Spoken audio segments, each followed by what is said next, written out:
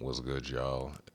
This is my first video, and yeah, I'm currently studying health physics and nuclear systems with a focus on radiation safety. And health physics is basically the study of like protecting people and the environment from radiation hazards.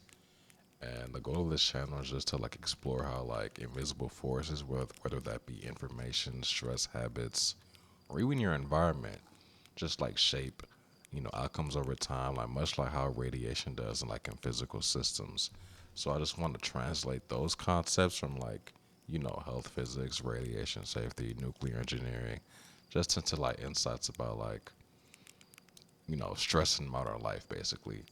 And like yeah, I'm also going to be playing Outer Wilds while getting my thoughts out, so please enjoy the gameplay. I heard it's got amazing views and I mean reviews, and I just think like the visuals will fit like the theme of this channel. And then just forgive me if I sound like off or like my ideas aren't fully like fleshed out. I'm kind of new to this, so like the topic for today is a thought I had like the other day while I was late for work, and pretty much like what I came up with is just like failure isn't catastrophic, like it's often below threshold. And when I say below threshold, it's just the idea that you need a certain amount of radiation in order for like significant damage to be done to your DNA. Although some people you would think that all at all level radiation at all levels is harmful, but it turns out only past like a certain amount is when things really start to get serious. So as of right now, as we think in the field. But yeah, failure is just it's typically often below like threshold and it's not catastrophic at all. And like most damage doesn't happen all at once, like it just happens through repeated exposure.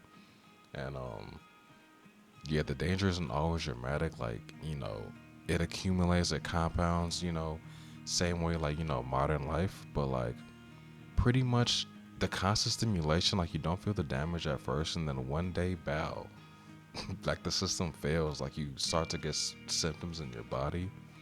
But I would like to say like the body is always repairing itself. So when you ever I don't know, get worried about an ailment, just remember that and hang on to that, because that is super important. And that's just something that I constantly think about, actually, just how like the body is really always trying to repair itself.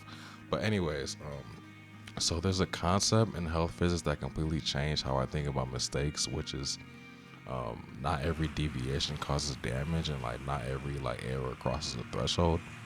So you want to think about like similar to like the RPM in your car or like the thermostat in the car. Like most systems are designed to tolerate a bit of imperfection, but many of us weren't raised in systems like that. You know, me personally, I grew up in a Nigerian immigrant household. Like I used to get beatings. Like if I like my dad would ask me what's two times two, and if I said four, he would ask me, "Are you sure?" And if I switched my answer because I got it wrong, he would beat me.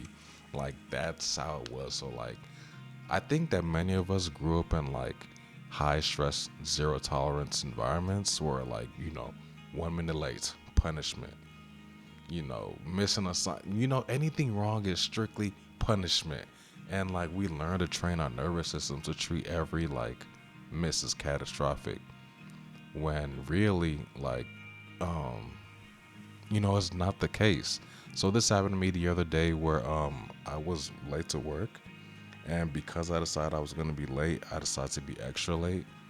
And yeah, it's like I had relapsed into like this mindset that I had in high school, where like oh, if this assignment isn't done, I'm just not gonna do it at all.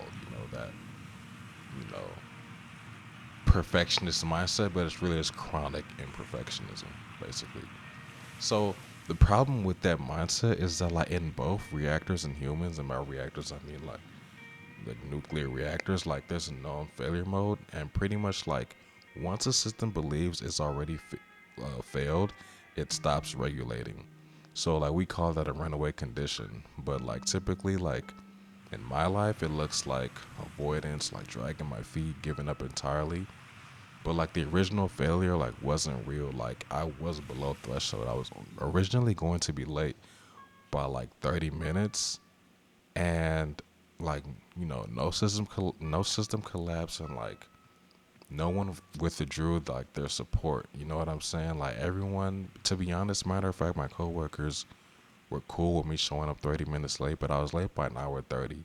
And at that point, folks was wondering if I was going to show up. And in reality, I just punished myself harder than reality needed to.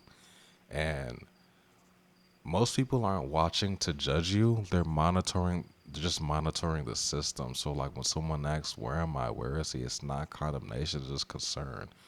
But when your internal dosimeter is like miscalibrated, and a dosimeter is just like a device used to measure radiation exposure, when that's miscalibrated, every signal just feels like an alarm. However, health physics teaches us something much more calmer, much more humane, and which it really is just that most systems don't fail because of like one small deviation. And aside from that, energy just doesn't disappear because conditions aren't ideal. So during that time, like when I was tired and when I fell short, like the fire was still there. Like even though my ADD had me in a frozen state, I still cared. I still showed up. I still wanted to do what's right. It's just that I just needed regulation at that particular moment in time, not punishment.